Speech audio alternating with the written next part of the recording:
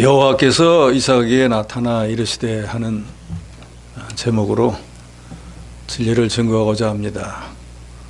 오늘 본문의 내용은 이삭이 흉년을 당해서 그 땅에 살 수 없게 되어서 애굽으로 가려고 했는데 하나님께서 가지 마라 해서 그 땅에 머물렀더니 복을 받았다 하는 아주 간단한 내용입니다.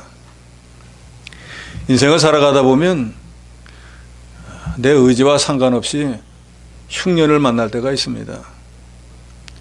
돈이나 건강이나 사랑이나 자식이나 사업 등등의 문제가 생기는 것이 흉년을 만나는 것입니다. 예수 믿고 구원 얻은 신자에게도 불신자와 똑같은 고난이 있습니다. 그래서 인생에서 흉년을 당하는 것은 나만 겪는 것이 아니고 믿는 자는 말할 것도 없고 불신자에게도 똑같이 있습니다.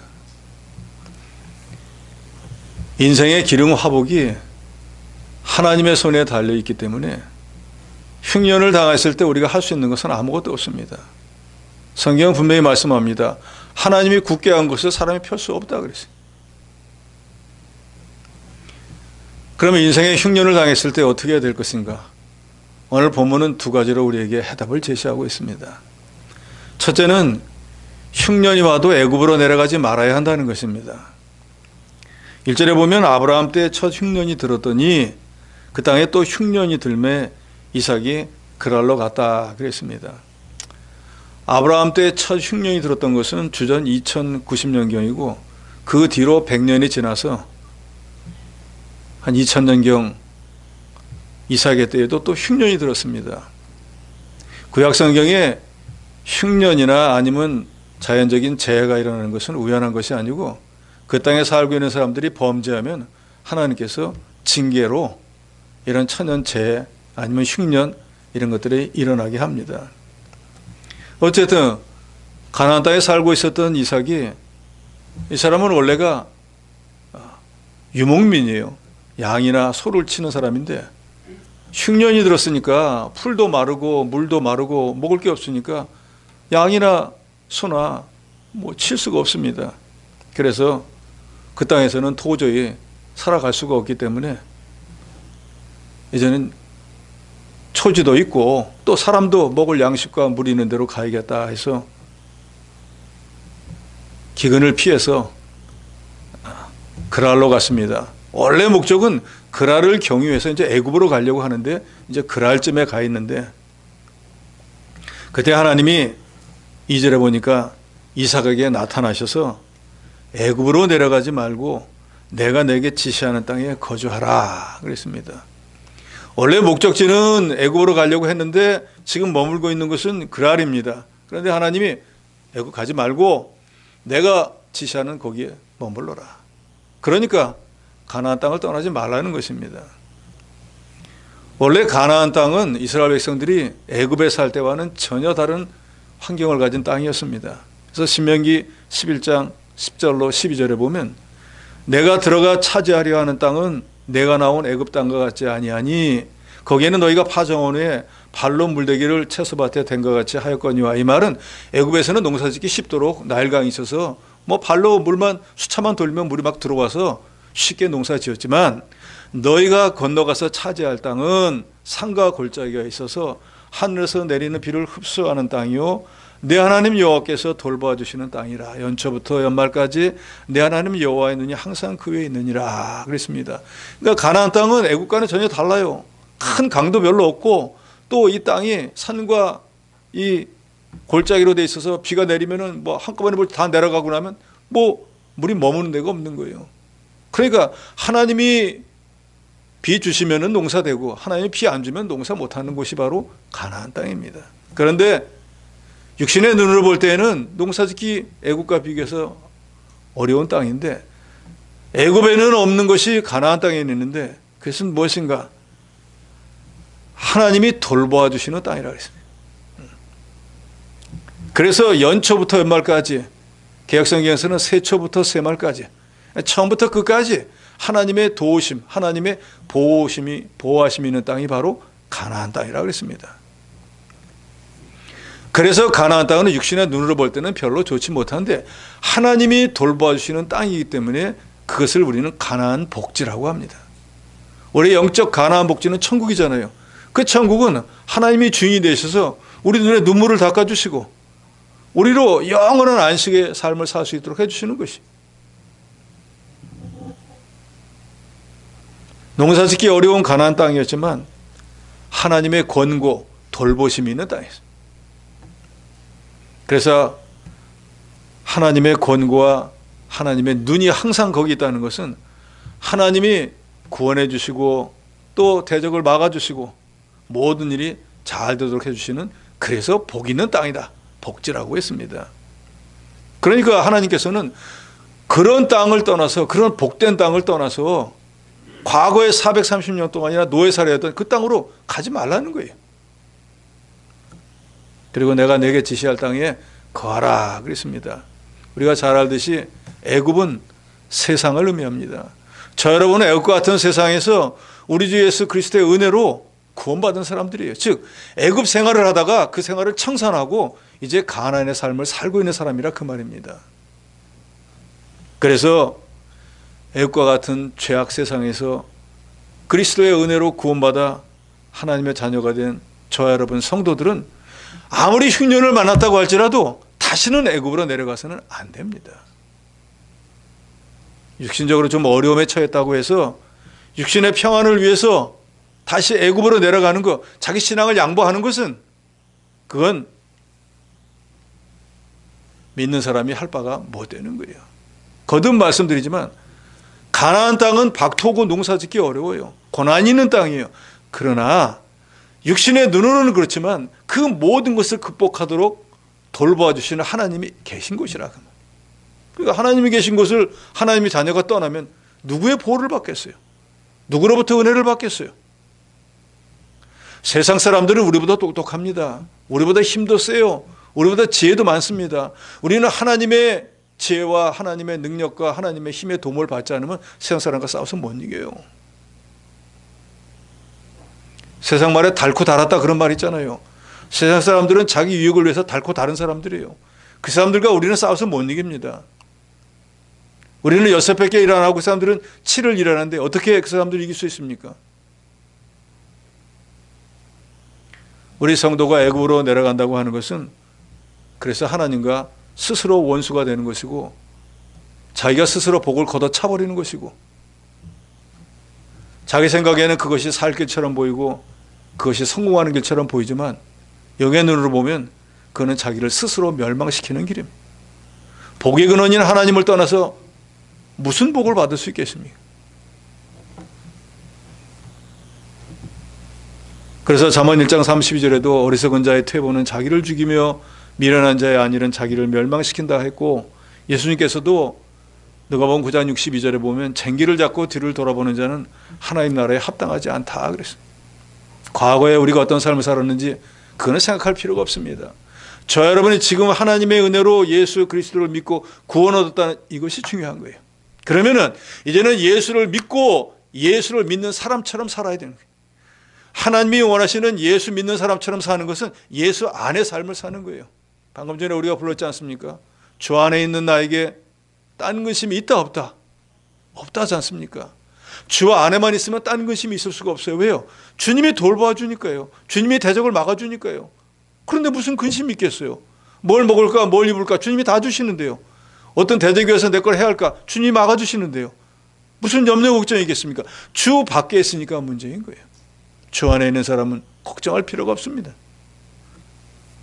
그렇기 때문에 어떤 경우를 당하여도 우리 육신적으로 삶을 살아가다가 어떤 일을 당해도 자식의 문제가 됐든 경제적인 문제가 됐든 사업의 문제가 됐든 무슨 문제가 된다고 하시더라도 하나님이 지시한 곳을 떠나 자기 생각대로 애굽에 내려가지 말라는 것입니다. 그게 사는 길이고 그게 형통한 길이라는 걸 여러분 분명히 믿으시기 바랍니다. 안타깝게도 이 신약시대의 많은 성도들이 그걸 지식적으로만 알고 조금만 자기의 경제적인 어려움이고 조금만 인간관계에 어떤 문제가 생기면은 제일 먼저 중단하는 게 하나님과의 관계를 끊어버리는 거예요. 너무너무 안타까운 일이에요. 그러면서 이것저것을 찾아다니면서 복을 받겠다고 하니 그거는 당치도 않은 일입니다. 그래서 하나님은 믿는 자가 어떤 경우가 되었든지 애굽으로 내려가면 재앙을 만나서 분명히 그 결과는 자기가 원하는 것과 정반대로 망하게 될 것이라는 것을 엄중히 경고하고 있습니다. 이사야서 31장 1절로 2절에 보면 도움을 구하러 애굽으로 내려가는 자들은 화해 있을진저 그들은 말을 의지하며 병거의 많음과 마병의 힘이 강함을 의지하고 이스라엘의 거룩한 일을 앙모하지 아니하며 여호와를 구하지 아니하나니 여호와께서도 지혜로우신즉 재앙을 내릴 것이라. 그러니까 자기 간에는 지혜롭게 자기 간에 수단 방법을 해서 뭐 믿는 사람이라고 해가지고 꼭 재앙당했는데 여기서 이 고난을 당하고 있어야 되나? 뭐 내가 안 믿는 것도 아닌데 좀 내려가서 좀 신앙을 양보하고 살다 오면 되지 하는데 그건 바로 하나님을 앙모하지 않는 거고 여호와를 구하지 않는 거기 때문에 하나님이 그 사람에게 재앙을 내리신다 그랬습니다. 예수께서는 우리에게 이렇게 말씀하지 않습니까? 나는 포도나무요 너희는 가지라. 가지가 생명을 유지할 수 있는 길은 딱 하나밖에 없습니다. 포도나무에 붙어 있어야 돼요. 포도나무가 마음에 들든 안 들든 포도나무가 자기가 잘해주든 못해주든 포도나무의 상황이 어떻든지 가지는 포도나무에 붙어 있어야 돼요. 그러면 생명을 유지하지만 나무가 마음에 안 든다, 나무가 나에게 잘 안 해준다, 뭐 핑계 해가지고 난 나무에 있기 싫어 해갖고 떨어질 수는 있을 거예요. 떨어지면은 떨어지는 순간부터 그 가지는 생명을 잃어버리기 시작합니다. 우리는 예수 그리스도에게 접붙여서 원래 우리는 하나님 자식들이 아니잖아요. 자녀들이 아니라고요. 우리 주 예수 그리스도만 하나님의 유일한 외아들이고 친아들이고 우리는 아무것도 아니에요. 죄악 세상에서 마귀 종살이 하던 자들이에요.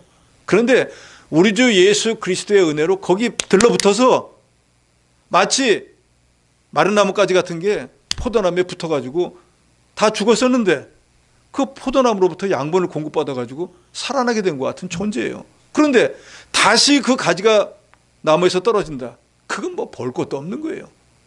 여러분 분명히 아시기 바랍니다. 그래서 내가 예수 믿다가 어떤 상황이 돼서 뭐 사람들이 인정하죠. 그 정도면 뭐 어떻게 신앙생활을 하겠어 라고 하는 게 왔다고 할지라도 마치 포도나무 가지가 나무에서 떨어지면 어떤 형편이 되어도 죽는 거와 똑같다는 걸 아시기 바랍니다. 그래서 어떤 환경 어떤 형편이 되어도 이제 예수 믿고 난 뒤에 저 여러분은 절대로 믿는 일에서 후퇴하면 안 돼요. 교회에서 멀어지면 안 된다 그 말이에요. 그건 자기를 스스로 죽이는 길이에요. 그런데 이 지식을 갖고 있는 사람이 그렇게 많지 않다는 거예요. 교회가 천지가 교회인데 그런 생각을 갖고 있다 그 말이에요. 우리 믿는 사람은 믿음에서 멀어지면은 하나님에게서 멀어지면은 사막에 난 떨겨나무처럼 좋은 날에 오는 것이 없습니다. 복받을 일이 없다 그 말이에요. 사막에 난 떨겨나무를 한번 생각해 보세요. 사막은 아무것도 없잖아요. 모래밖에 없지 않습니까? 낮에는 엄청나게 뜨겁잖아요. 저녁이 되면요 기온이 내려가고 또 춥잖아요. 모래바람이 불면 눈 뜨기도 어렵잖아요. 근데 거기 떨겨나무가 있는 거예요. 가시나무가 있는 거예요. 이파리가 있으면 자기 몸뚱이라도 가릴 텐데 잎도 없잖아요. 그거는. 그러니까 모래바람이 오면 모래바람 다 맞아야 돼요. 무슨 좋은 일이 있겠어요. 예수 믿던 사람이 어떤 환경을 당해서 애굽으로 내려가면 즉 신앙을 양보하고 세상으로 내려가면 그와 같이 되어버린다.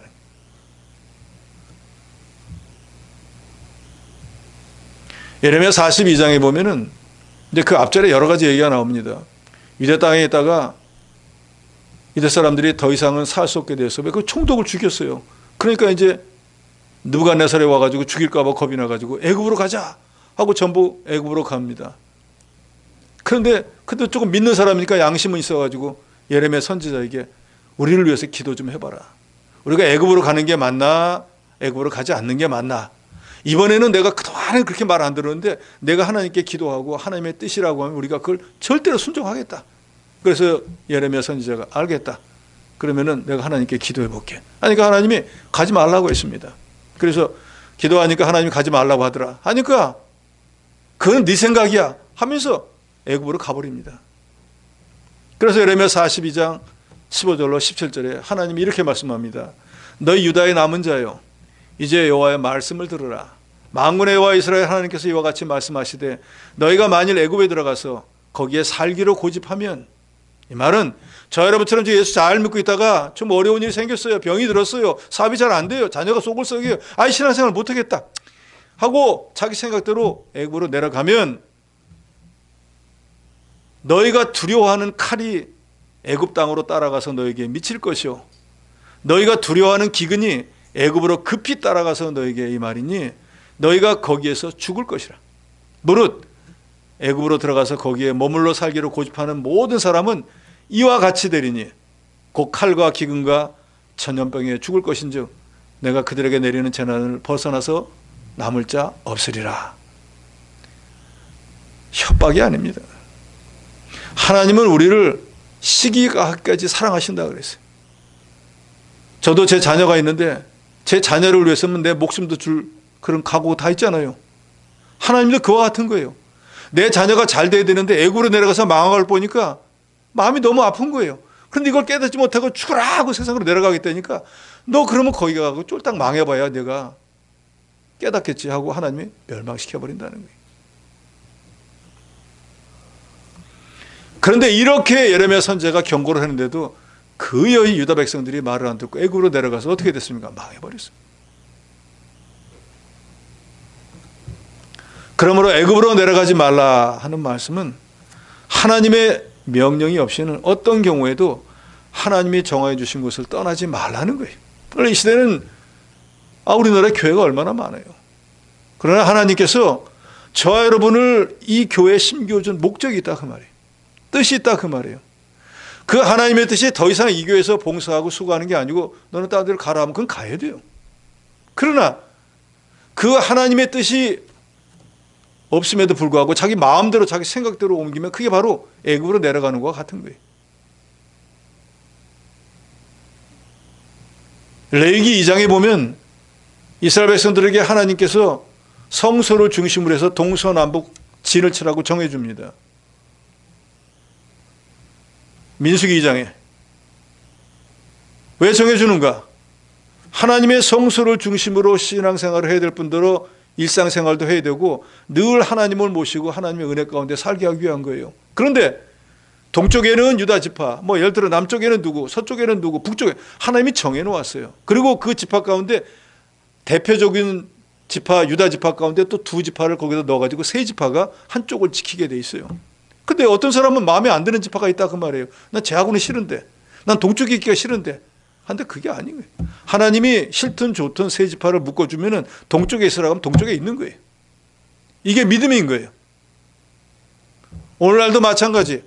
하나님이 성천교에서 신앙생활 하라 하면 하나님이 떠나러 갈 때까지 신앙생활 하는 게 그게 믿음인 거예요. 그게 복받는 길인 거예요. 거기서 자기 마음대로 옮기면 그게 바로 애굽으로 내려가는 것과 같은 거예요. 우리가 잘 알듯이 룻기 1장에 보면은 나오미의 가정이 나오지 않습니까? 가정이 엘리멜렉인데 그 땅에 흉년이 들었어요. 먹고 살기 힘들어졌다 그 말이에요. 그러니까 먹을 게 없네? 그럼 먹을 게 있는 데로 가야지. 아주 단순하게 생각을 하는 거예요. 베들레헴은 장차 예수님이 오실 그곳이라 그 베들레헴의 이름이 떡집이란 뜻이잖아요. 생명의 떡이 되실 예수 그리스도가 올 그 땅에 가나안 땅에 하나님께서 기근을 든다고 할지라도 거기 머물면 다 먹고 살게 해줄 건데 인간적인 생각으로 여기다가 굶어 죽을 것 같다 하고 자기간에는 애굽과 같은 모압으로 내려가 버립니다. 세상으로 가버렸다 그 말이에요. 거기 가서 자기가 얼마나 신앙생활을 하겠어요. 거기 누가 있어요? 선지자가 있어요? 말씀을 전할 사람 아무도 없어요. 자기들 식구만 딸랑 간 거예요. 양식은 풍성하게 있어요. 믿음은 다 저버렸다 그 말입니다. 그랬더니 무슨 결과가 납니까? 10년쯤 지나고 났는데 남편이 세상을 떠났어요. 아들 둘이 세상을 떠났어요. 과부 셋만 돌랑 남아버렸어요. 이사야서의 예레미야서에 분명히 말씀하지 않습니까? 재앙이 따라간다고 하죠. 애굽으로 내려가면은 우리가 두려워하는 기근이 따라오고 재앙이 따라온다 그랬죠. 모압으로 양식은 풍족해서 갔는데 육신에 먹을 건 먹었는데 보니까 자기가 제일 의지하던 남편이 세상을 떠나버려요. 남편이 아니면 자식이라도 의지를 했더니 자식까지 다 데려가 버렸어요. 처량하게 고향으로 돌아오는데 사람들이 마중을 나옵니다. 야, 저기 잘 먹고 잘 살겠다고 집 팔아 땅 팔아 가더니 빈손으로 저기 온다 하는 걸 보면서 나오미가 스스로 말합니다. 나를 나오미라고 말고 나를 마라라 부르라. 이는 전능자가 나를 심히 괴롭게 하셨음이니라. 내가 풍족하게 나갔더니 여호와께서 내게 비어 돌아오게 하셨느니라. 여호와께서 나를 징벌하셨고 전능자가 나를 괴롭게 하셨다. 내가 하나님이 정해준 땅을 내 마음대로 떠났더니 내가 내 복을 걷어차서 내 평생에 바라져 남편을 잃어버리고 내 몸에서 내 자식을 다 잃어버리고 재산도 다 없어지고 몸뚱이만 간신히 돌아오게 되었다. 하나님이 나를 징계하셨다. 왜 이런 결과가 왔습니까? 하나님이 정해준 땅을 자기 마음대로 떠났기 때문에.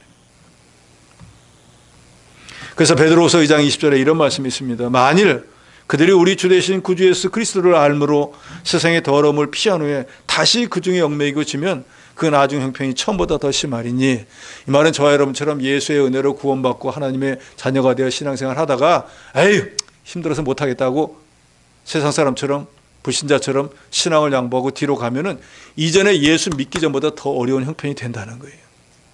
그러니까 저도 여러분도 예수 믿고 난 뒤에는 퇴로가 없다는 걸 아시기 바랍니다. 뭐가 없다고요? 뒤로 갈 수가 없는 존재라는 걸 아시라 그 말이에요. 그러니까 우리는 뒤로 못 가면 어떻게 해야 돼요? 앞으로만 가야 돼요. 그래서 전쟁에서도 제일 마지막으로 취하는 방법이 뭐예요?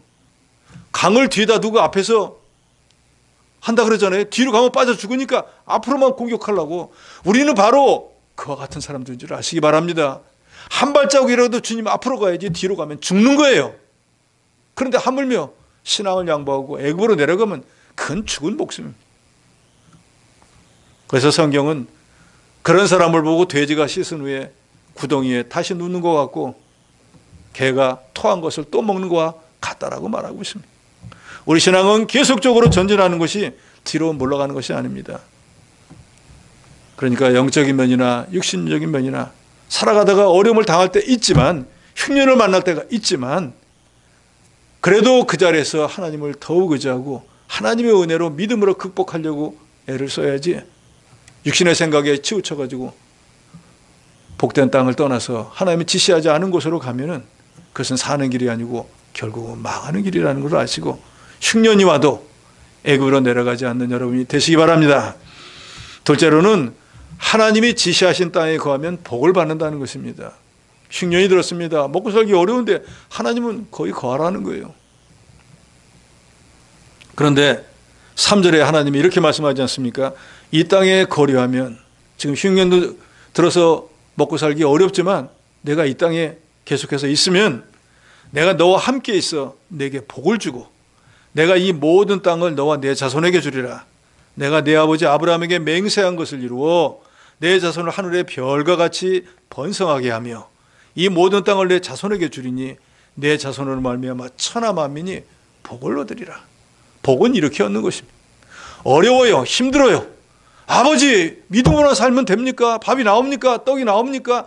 당신 나가서 밥벌이 해야지 이러면 되냐고. 신앙생활 열심히 하면 돼. 교회 나가는 시간에 가서 돈을 벌어와야지 라고 할지라도 그 믿음을 양보하지 않고 끝까지 하나님을 의지하고 나가면은 하나님께서 나 자신에게도 복을 주고 내 후손에게도 복을 주신다는 것입니다. 복은 이렇게 받는 거예요. 그렇기 때문에 복 받는 게 쉽지 않은 것입니다. 다 복 받기를 원하지 않습니까? 그런데 정말로 하나님이 감탄하실 만큼, 야, 얘는 정말 신앙생활 잘하네. 그런다고 하면 하나님이 복을 왜 안 주시겠어요? 저 여러분이 만약 그렇게 신앙생활 해보세요. 복이 쩔쩔 넘칩니다.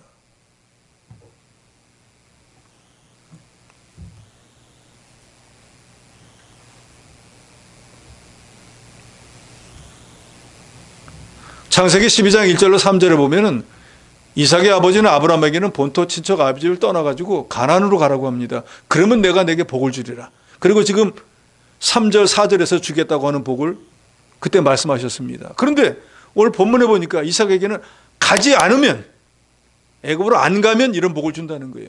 그러니까 아버지 아브라함에게는 가면은 복을 주고 아들 이삭에게는 안 가면 복을 주신다. 하나님께서는 우리에게 가라 할 때가 있고 가지 말라고 할 때가 있습니다.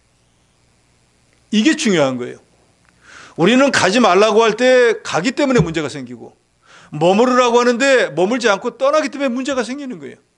즉 한마디로 하나님 말씀을 순종하면 복을 받을 건데 인간의 생각을 그걸 어기기 때문에 재앙을 당하는, 화를 당하는 거예요.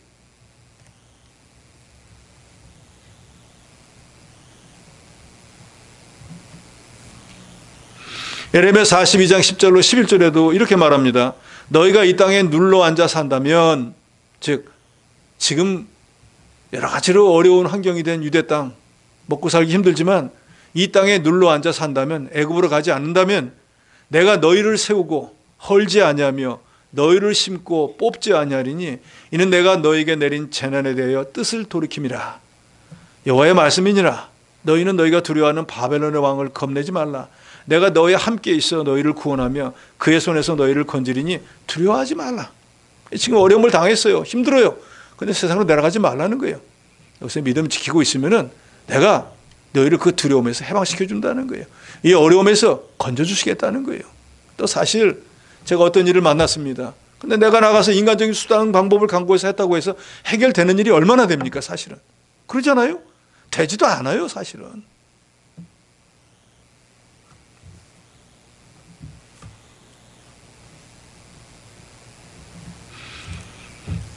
그러니까 우리 성도는 자기 생각한 곳, 안전한 곳, 생활하기 좋은 곳을 찾아가지 말고 하나님이 말씀하신 곳에서 하나님이 메어준 멍에를 잘 메고 나가는 것이 중요합니다. 어항 속에 있는 물고기가 그 물이 깨끗하지 않다고 해서 어항이 마음에 안 들어서 난 도저히 여기 못 살겠다 하고 뛰어나오면은 나오는 순간은 후련하겠죠. 속이 다 시원하겠죠. 네, 더 이상 이 어항 볼 일 없다. 이 더러운 물에 더 이상 안 산다 하고 나온 것까지는 좋았어요. 나오고 난 뒤에 나오는 순간부터 어떻게 됩니까? 헐떡거리기 시작해요. 숨을 제대로 못 쉰다고요. 그리고 얼마 지나면요, 숨이 멈춥니다.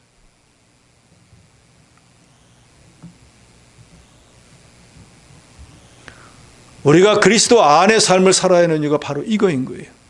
우리는 이제 그리스도와 어떤 이유로든지 지금 접붙인 상태가 되었기 때문에 떨어지면 가는 거예요. 세상 말로. 망하는 거예요. 근데 저 여러분이 이걸 인지를 못하는 거예요. 예수 좀 안 믿는다고 뭐가 어떻게 되나? 뭐 교회 생활 안 한다고 죽나? 또 그런 사람들이 있어요. 근데 그 사람들의 벼락도 안 맞아요. 오히려 육신적으로 더 잘 돼요. 그러니까 시험이 막 오는 거예요. 내가 이렇게 열심으로 믿는 게 이게 맞나? 나도 저렇게 살면 안 될까? 그런데 그거는 하나님이 기뻐하는 삶이 아니죠. 제가 여러분에게 우스갯소리를 말씀드린 적이 있잖아요. 주일학교 반사할 때 아이를 데리러 갔는데 너무 시간이 좀 촉박해가지고 태우자마자 저쪽 가서 유턴해가지고 가는데 중간에 휙 돌았거든요. 근데 거기 경찰이 서 있는 거예요. 난 못 봤는데. 근데 그 사람이 딱 하더라. 말을 하지 말라더라고 나보고. 변명할 거리가 없어서 당신 같은 사람은 경찰을 보고도 돌았기 때문에 얘기할 필요가 없으니까 저것만 내놓으라고. 그래서 꼼짝없이 끊는데 오면서 내가 주의를 하느라 그랬는데요. 하나님이 나보고 법을 어기면서 주의를 하라 그랬습니까? 하나님이 그런 말은 한 적 없어요. 바쁠 때는 중앙선을 침범해도 된다. 신호 안 지켜야 된다. 그렇게 하나님 말씀하신 적이 없다고요. 그런데 나는 내가 법 어긴 거 생각 안 하고 하나님 내가 주의를 하는데 왜 안 봐줍니까? 라고 하잖아요. 그거는 하나님이 봐주면 하나님이 더 나쁜 분이 되죠. 그러지 않습니까? 그래서 어지간하면 제가 잘 위반 안 하는데 하면은 어찌 그리 그 경찰이고 딱 서 있는지. 그러니까 더 안 하려고 그러는 거예요. 근데 어떤 사람들은 그런 사람 있잖아요. 난 100번 해도 안 걸리던데. 그분은 안 걸려요. 근데 나는 하면 걸린다니까요. 그러니까 할 생각을 안 한다니까요. 그게 하나님이 사랑하시는 증거예요. 모든 게 그렇잖아요. 한 번 해보고 괜찮으면 두 번도 괜찮으니까 계속하게 되면 그 벌은 못 버립니다. 그러니까 하나님이 제가 그래도 목사인데요. 막 신호 위반하면 되겠어요. 그러니까 하나님이 안 되도록 한다니까요. 그게 나를 사랑하시는 증거인 거예요. 그런데 우리가 생각해보면 간섭한다고 생각하잖아요. 그거 좀 봐줘도 되는데 왜 이렇게 간섭을 하나? 시편 기자도 말하지 않습니까? 어떤 사람은 하나님 말씀대로 안 살아도 자식도 잘 되고 모든 게 잘 되는데 자기는 조금만 요만큼만 잘못해도 분초마다 징책을 한다고 그랬잖아요. 그런데 나중에 깨닫고 보니까 그게 자기를 너무너무 사랑하는 증거인 거예요. 우리도 그렇지 않습니까? 내가 사랑하는 사람이니까 이거 해라 저거 해라 잔소리를 하지. 그런데 실제로 잔소리를 들을 때는 별로 기분이 안 좋아요. 저도 집에서 막 잔소리꾼이 하나 있어갖고 막 이거 하지 마라 저거 하지 마라 이거 먹지 마라 저거 먹지 마라 이 말 하지 마라 저 말 하지 마라 이거 막 미칠 지경이에요. 그런데 그 사람이 나를 미치게 만들려고 그러겠어요? 예? 옆집 아줌마가 나한테 이거 하지 마시오 저거 하지 마시오 할 일이 없을 거 아니에요. 왜 하겠습니까? 왜요? 사랑하니까. 하나님도 우리를 사랑하니까 떠나지 말라는 거예요. 복된 이제 복지를 떠나가지고 네가 무슨 복을 받겠다고 망하는 길로 가는데 그런데 떠나 그렇게 할 수는 없잖아요. 그러니까 막 재앙을 때려서라도 돌아오게 하려는 게 하나님의 사랑이라는 거예요.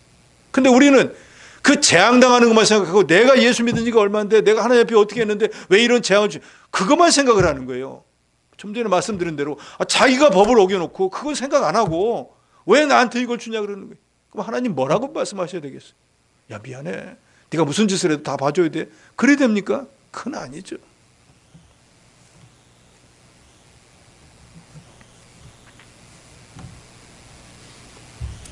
흉년을 만났는데 그럼 그 땅에 어떻게 삽니까?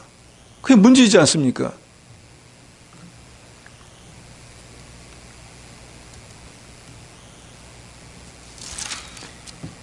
여기 26장 12절에 보면 하나님께서 흉년 들었는데도 이삭을 잘 되게 해준 이유가 나옵니다. 12절 말씀을 저와 여러분이 같이 합독하도록 하겠습니다. 26장 12절입니다. 다 찾으셨으면 같이 읽습니다. 시작. 이삭이 그 땅에서 농사하여 그의 100배나 얻었고 여호와께서 복을 주심으로. 이삭이 그 땅에서 농사를 하고 100배를 얻었는데 100배를 얻게 된 비결은 뭔가 하니까 그 끝에 보니까 누가 복을 주었다고요? 하나님이 복을 주어서 100배나 얻게 되었다는 거예요. 즉 이삭이 엄청난 농사 기술을 가지고 있어가지고 100배를 얻게 된 것이 아니고 하나님이 복을 주어서 100배를 얻게 되었다. 근데 여기 또 100배를 얻게 되었다는 것을 한번 보십시다. 서두에 제가 말씀드렸지만 이삭은 원래 뭐 하는 사람이었다 그랬죠? 목축하는 사람이에요. 근데 12절을 보니까 뭐라고 했냐면 땅에서 농사를 했다는 거예요. 짐승을 기른 게 아니고 농사를 지었다니까요. 제가 일을 어떻게 합니까? 저는 이거 해본 적이 없어요. 하는데 농사 지어라 이 땅에서. 기근 들었는데요. 물도 없는데요. 뭘 어떡합니까? 하지 않으려고 하면 변명할 거리가 너무너무 많은데 이 땅에서 머물러라. 여기서 농사 지어라 하니까 이삭은 알겠습니다. 되고 안 되는 건 하나님의 손에 달려있으니까 저는 농사 짓겠습니다. 했더니 농사를 지었는데 그의 소출이 얼마가 나왔냐면 보통 농사 짓는 거에 100배가 나왔다는 거예요. 그러면 100년 동안 먹을 거리를 하나님께 한 번에 줬다는 얘기가 되잖아요. 그럼 이제 이삭은 무슨 걱정이겠어요? 100년치를 거뒀는데. 여러분 이런 복을 받고 싶지 않습니까? 만약에 이삭이 하나님 저는 목축업자입니다. 소나 양은 풀이 없으면 다 죽습니다. 물이 없으면 죽어요. 주님 말씀은 맞죠. 복된 땅을 떠나지 말아야 되죠. 그렇지만 이 짐승들 다 죽입니다. 저도 죽습니다. 그래서 아무리 주님 말씀해도 저는 애굽으로 가야겠습니다. 하고 갔다 가면 어떻게 될까요? 얼마 안 돼가지고 그 소고 양이 이거 다 죽고 자기도 병들었을 거예요. 그런데 목축업자에게 여기서 농사 지어라 하니까 하실 말씀을 하셔야죠. 제가 농사 지어본 적이 없다니까요. 라고 말하지 않고 농사를 지었는데 하나님께서 복을 주심으로 그의 몇 배를 거두었다고요? 100배를 거두었습니다. 100배의 복을 받았다 그 말이에요. 어떻게 100배의 복을 받았습니까? 하나님이 이삭에게 말할 때 이삭 입장에서는 도저히 이해가 안 되는 말이에요. 내가 목축업자한테 무슨 농사를 지으라 그래. 제가 밭을 갈아봤습니까? 씨를 뿌려봤습니까? 어떻게 제가 농사를 지어요? 라고 할 수밖에 없는 환경이지만 하나님이 농사를 지으라고 했으니까 알겠습니다 하고 농사를 지었더니 초보 농사꾼이 농사를 했는데 전문 농사꾼보다 더 많은 소출을 얻어서 100배를 얻었다는 거예요. 왜요? 하나님이 복을 주심으로. 그래서 그 결과가 어떻게 되었는가? 13절 같이 씁니다. 13절입니다. 시작. 그 사람이 창대하고 왕성하여 마침내 거부가 되어. 자, 환난의 때에 믿음을 양보하지 않고 하나님이 말씀하신 땅에서 자기 사명을 잘 감당했더니 그 사람의 마지막 결과가 어떻게 되었는가? 거부가 되었다는 거예요. 여러분 거부가 되고 싶지 않습니까? 저는 뭐 겸손해서 거부는커녕 졸부도 싫고 그냥 이렇게 살겠습니다. 거부가 되시기 바랍니다. 여기서 말하는 거부는 신앙의 거부.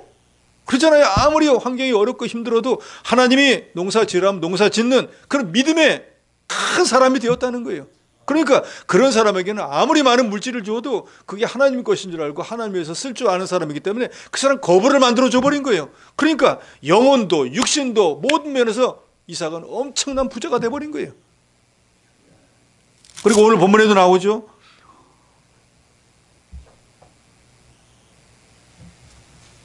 1절 하반절에 보면 블레셋 왕 아비멜렉에게 갔다 그랬는데 뒤에 보면은 아비멜렉이 찾아와가지고 이삭에게 너하고 나하고 화친을 하자 그럽니다. 이삭은 족장밖에 안 돼요. 기껏 해봐야 자기 식구가 100명도 안 돼요. 이 아비멜렉은 블레셋 왕이란 말이에요. 자기 휘하에 군대가 몇만 명 있는 사람이에요. 그러니까 이 사람은 나라의 왕이고 이삭은 자기 족장밖에 안 되는데 족장한테 와가지고 왕이 서로 나라들끼리 하는 것처럼 불같이 협정을 맺자는 거예요. 그건 뭐예요? 이삭을 왕과 같이 대해줬다 그 말이에요. 이 사람은 거부가 되고 믿음의 큰 자가 되고 세상의 눈으로 볼 때에도 왕과 같이 하나님이 대접해 줬다는 거예요. 세상 불신자들도 그와 같이 대접할 수밖에 없었다는 거예요. 그러니까 이런 모든 복이 영적으로 진보하고 육신적으로 거부가 되고 지위가 명예가 높아지니 모든 것이 이삭이 잘나서 자기가 수단 방법을 강구해서 된 것이 아니라 이 땅에 머물러라 농사해라 했더니 알겠습니다 하고 순종해서 그 일 한 것뿐인데 그 순종하는 면을 보고 하나님께서 영적으로 높은 자가 되게 해주시고 육신적으로 거부가 되게 해주시고 세상 모든 사람들에게는 높은 자로 올려주었다는 거예요. 저와 여러분도 이런 복을 받아야 됩니다. 올 한 해 동안에는 부지런히 하나님을 섬겨서 세상이 어디 가든지 세상아 나는 간다 주님을 향해서 한 발자국이라도 더 나아가고 하나님이 하나님의 교회에서 내게 맡긴 일이 뭐든지 다른 사람이 볼 때는 하찮다고 할지라도 나 아니면 이 교회에서 할 일이 없기 때문에 하나님이 맡긴 걸 하고 자기 사명을 잘 감당하고 있으면은 하나님께서 그런 면을 보고 이삭에게 복을 주어서 영적으로 높은 자가 되게 하고 육신적으로 거부가 되고 명예가 높아지게 한 것처럼 우리라고 해서 하나님이 그런 복을 주시지 않을 리가 없다 그 말이에요.